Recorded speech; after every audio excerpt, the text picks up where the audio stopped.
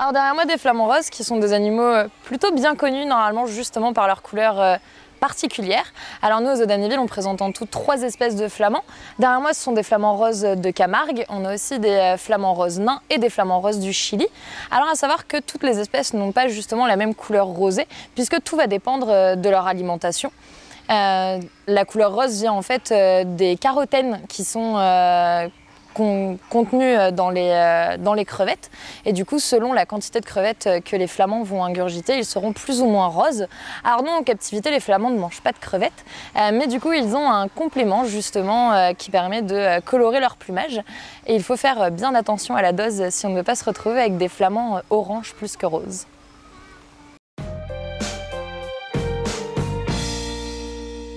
Bonjour, je m'appelle Francis, je suis cuisinier au foyer des personnes âgées à Talange.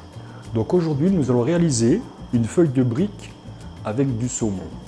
C'est une recette que nous faisons aussi pour nos usagers qui viennent tous les jours manger. Donc, je prends une feuille de brique, je place au centre la julienne de légumes, donc carottes et courgettes en bâtonnets, de la béchamel bien froide, comme ça elle se tient bien mieux et bien serrée. Voilà. Après le saumon, sel, poivre. Et on le place sur le mélange. Voilà. Et maintenant, tout simplement, nous allons plier la feuille de brique en 4. Comme ceci. Donc on badigeonne le dos de la feuille de brique. Voilà. Et on saupoudre avec les graines de pavot pour donner un aspect croustillant. Et maintenant, il n'y a plus qu'à enfourner la feuille de brique entre 20 et 30 minutes à 175 degrés. Nous allons confectionner la sauce. Nous allons faire réduire l'échalote dans un petit peu de beurre. On va ajouter le vin blanc. Et on va laisser réduire de 3/4 de son volume. On va mettre le sel et le poivre et on laisse réduire. Alors on laisse réduire jusqu'à presque évaporation du liquide. Donc là je vais mettre tout doucement le beurre en parcelles dans la sauce, en fouettant.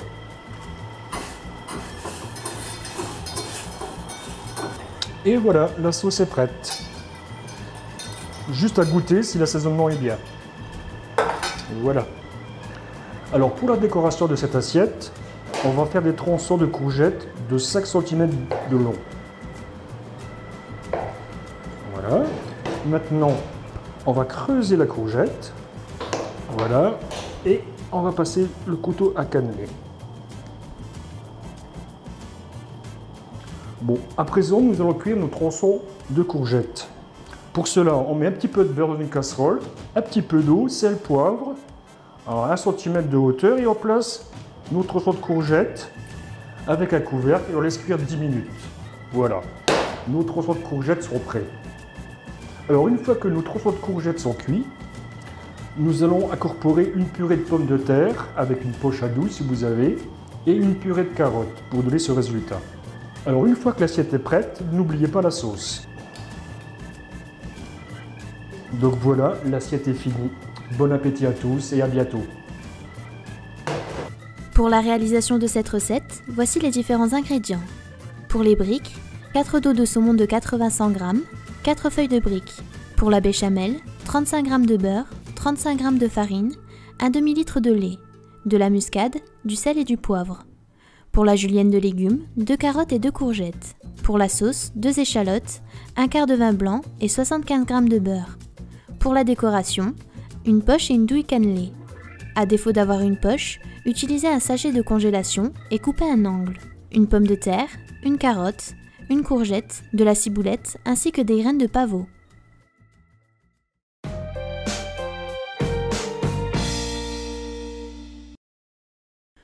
Jean-Claude Jacobi, accompagné de son éditeur, a rassemblé anciens et nouveaux talengeois, ainsi que copains d'enfance au théâtre Jacques Brel, lors de la présentation dédicace de son livre Talange Baby Boom, 1945-1975, une jeunesse talengeoise pendant les 30 Glorieuses.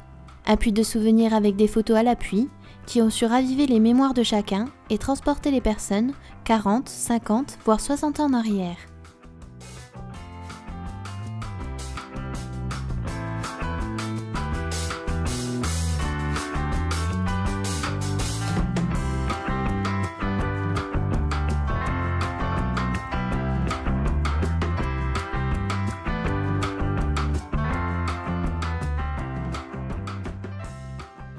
Jean-Claude Jacobi s'appuie sur ses souvenirs d'école et ceux des premières années de sa vie professionnelle à la mairie de Talange de 1964 à 1973. La presse locale et les archives municipales ont été mises à profit pour enrichir ses souvenirs de jeunesse.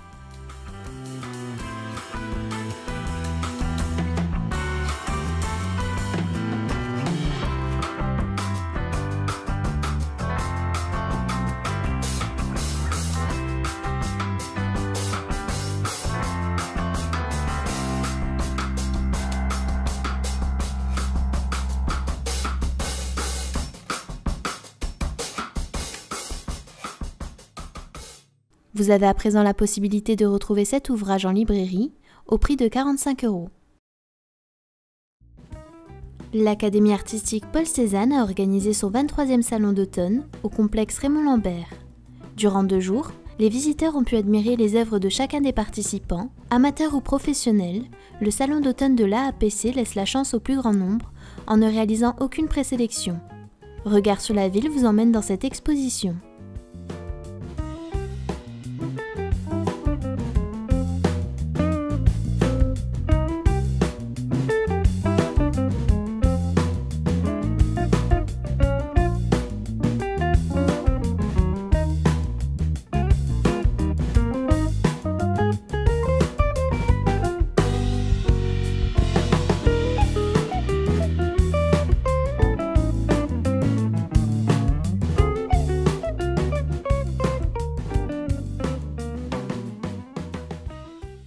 Le vernissage a été mené par Vincent Crositi, président de l'Académie artistique Paul Cézanne, accompagné de Anne Crositi, adjointe à la culture, et des membres qui composent le jury.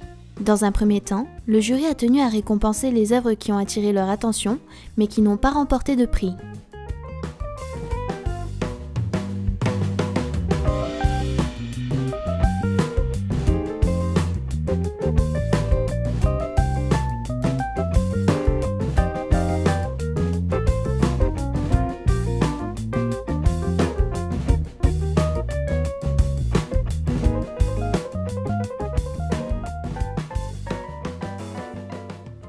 Voici dès à présent le palmarès de cette 23e édition. Le prix Autre Technique a été remporté par Di Lorenzo Nadege pour The Carousel, Never Stop Turning. Le prix Pastel a été remporté par Martin Jacqueline pour son tableau La Passion du boulanger. Madame Simon Sylvie remporte le prix Aquarelle avec Atmosphère incandescente. Le prix Huile et acrylique a été gagné par Wojciechowski Denise pour Baboussia.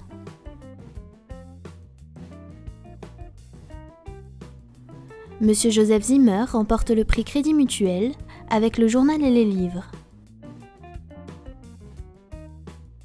Le grand prix Gaston Velter revient cette année à Sbaïs Annette pour son tableau intitulé La Tour Eiffel.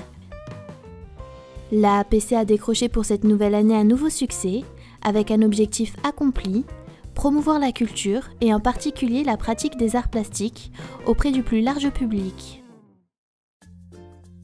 Dans le cadre des Journées de la parentalité, le Centre social et socioculturel de Talange a organisé et installé à la salle Maurice Baquet la Maison Géante et ses dangers domestiques.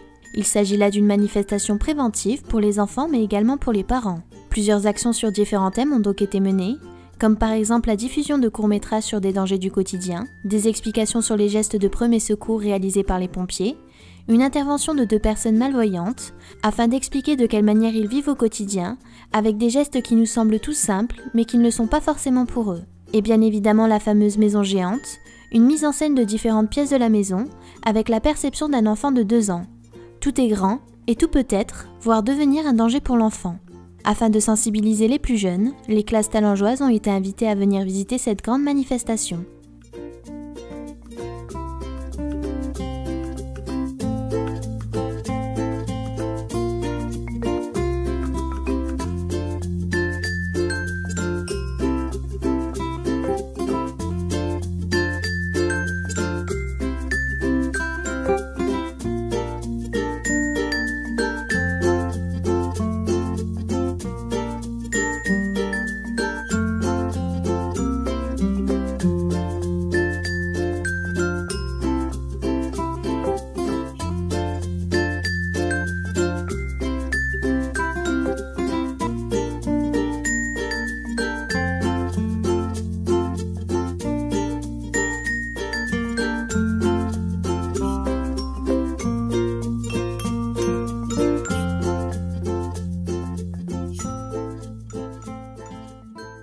Prévenir enfants et parents sur les dangers du quotidien, voilà l'objectif de cette action. Je vous rappelle qu'il vous est encore possible de venir visiter cette maison géante et ses dangers domestiques jusqu'au dimanche 12 novembre. Les horaires sont les suivants, de 9h à midi et de 13h30 à 18h30.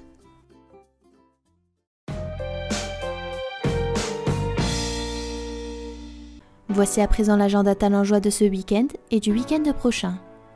La cérémonie de commémoration du 11 novembre aura lieu au Monument aux Morts à 11h30. Vous avez encore la possibilité de vous rendre à la maison géante et ses dangers domestiques jusqu'au 12 novembre à la salle Maurice Baquet.